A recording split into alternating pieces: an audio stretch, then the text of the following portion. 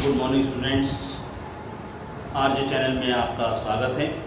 आज हम लोग हिंदी भाषा की बेसिक जानकारी में एक नया टॉपिक लेके आए हैं जिसमें अक्सर लोग जो हैं गलतियां करते हैं और वो टॉपिक है आपका शा और सा में अंतर। ये जो तीन दिए हुए हैं आपका शा और सा में अंतर, इसमें लिखने में भी लोग गलतियां करते हैं, लेखन में भी गलतियां होती हैं और उच्चारण में अक्सर जो है इसमें गलतियां पाई जाती हैं।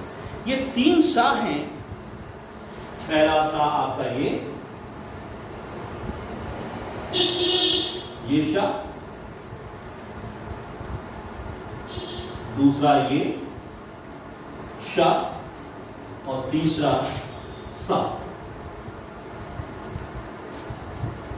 ये तीन जो हैं इनमें अक्सर बच्चे जो है गलतियां करते हैं। मुझसे भी बच्चे पूछते हैं कि इनमें किस तरीके से इसमें जो है सही किस तरीके से लिखा जाए, और उच्चारण में भी गलतियां होती हैं और लेखन में भी जो है गलतियां कर जाते हैं। पहली चीज ये है ये जो शा है, ये शा कहाँ से आया है? ये तालव्य शा, तालव्य शा, तालव्य शा। अभी बताऊंगा तालव्य शा क्या होता है। ये शा जो है इसको षटकोण लिखते हैं, तो इसमें ये आया है मूर्धन्य से,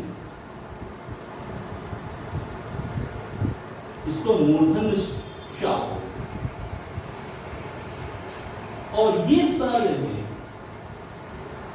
तालव्य शा, मूर्धन्य शा, और ये शा जो है दंतव्य से, दंतव्य शा। ये तीनों शा का जो है अलग अलग हैं, तीनों शा अलग अलग है और इनमें ये शा तालव्य शा बोला जाता है, ये शा मूर्धन्य शा बोला जाता है और ये शा जो है दंतव्य शा बोला जाता है। ये किस प्रकार से इनमें हम अंतर कर सकते हैं, इसको किस तरीके से हम जो है अंतर कर सकते हैं, इसके बारे में हम आपको बताएंगे। इससे पहले बताने से पहले एक मॉडल बना लेते हैं, आप एक छोटा सा जी।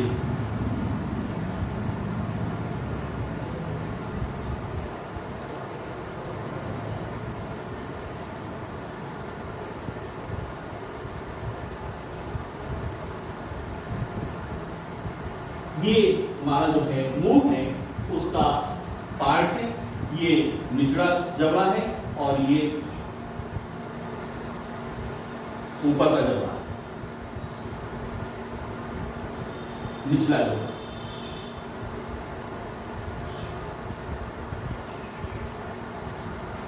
देखिए सबसे पहले, और ये हमारी जो है इसमें ये जीभ, टंग, जिसको इंग्लिश में टंग बोलते हैं, जीभ है। सबसे पहले हम लोग जो बात करते हैं वो कौन से सा की बात करेंगे? हम लोग बात करेंगे दंतव्य सा।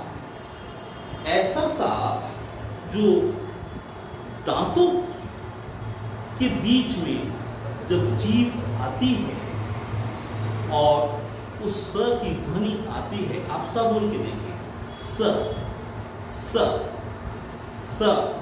तो जब स बोलते हैं तो दांतों के बीच में जीभ आती है और हवा जो है दांतों के बीच से निकलती है, तो ये जो है सा बोला जाता है। इसमें जीभ हमारी जो है यहाँ पर,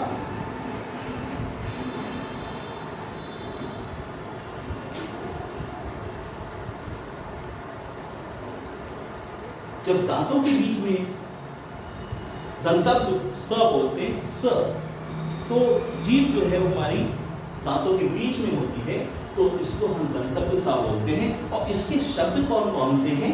इसमें आपका आता है सांप,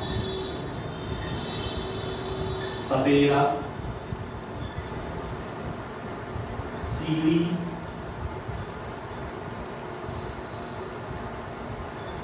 सीधी,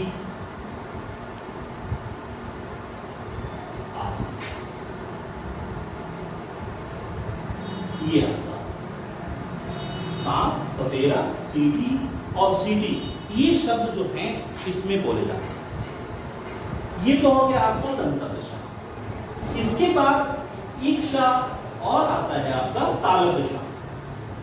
जब तालव्यशा बोलते हैं उसकी पहचान के लिए, जब आपकी जीभ आपके तालू से लगेगी, आपके तालू जो आपका ऊपरी जबड़ा है, ऊपरी जबड़े में जो हिस्सा है उसको तालू कहा जाता है।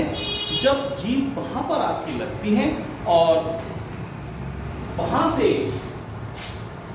इस प्रकार तो इस जीभ घूमकर इस तालू पर आती है और तब आप श बोलते हैं तो वो तालव्यशा है। कैसे बोलेंगे? श। देखिए आप अपनी जीभ देखिए कहाँ जा रही है, श। आपकी जीभ जो है वो तुरंत आपके तालू पर लग जाती है तो वो क्या होता है? तालव्यशा होता है। श श। तो ये तालव्य में लग जाएगी तो ये क्या हो जाएगा? तालव्यशा। तालू पर लगेगी तो ये हो जाएगा तालव्यशा। इसमें कौन से शब्द आते हैं? इसमें शब्द आपके आते हैं शरीफा, शेर, शर्मीला, शांतनु। इसमें अगर आप देखें, जब हम बोलते हैं तालव्यशा बोलना है तो हमारी जीभ धीरे से उठकर तालू में पहुंचेगी और तब अब आ जाएगी श। श। शर्मीला, शेर, शांतनु। तो ये कौन सा शा कहलाएगा? तालव्यशा कहलाएगा। अब इन दोनों के अंतर आपको क्लियर हो गए कि सा में दांतों के बीच में जीभ आएगी श, श। तालव्य में शा आप बोलेंगे तो आपकी जीभ तालू से। लेकिन मूर्धन्य शा जो है, जब हम मूर्धन्य शा बोलते हैं ये थोड़ा सा टिपिकल है। लोग क्या करते हैं कि इसी शा को मूर्धन्य शा की तरह बोल देते हैं। इसमें आपकी जो जीभ है वो आपकी जीभ तालू से और थोड़ा पीछे चली जाती है, यहां पर लगेगी। तो जब इसको बोलेंगे कैसे बोलेंगे? शा शा। आपकी जीभ तालू से थोड़ा और पीछे जाएगी और पीछे जब जाकर बोला जाएगा तो श, षटकोण, षटकोण है ना। इस तरीके से ये शा जो है आपका मूर्धन्य शा बोला जाता है। ये जो स्थान है ये मूर्धा का है। यहां पर आपकी कौन सी आवाज आएगी? श की आएगी। षटकोण, षटकर्म, षट। अब बोलिए षट। आपकी जो जीभ है वो शा से पीछे चली जाएगी और तब आपका ध्वनि आएगी षटकोण, षटकर्म, षडानन, षडानन। इस तरीके से। तो इसके बाद आपके शब्द कौन कौन से आएंगे? इसमें आपका आएगा षटकोण,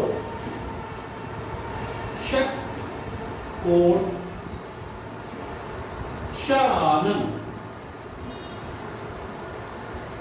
षटकर्म,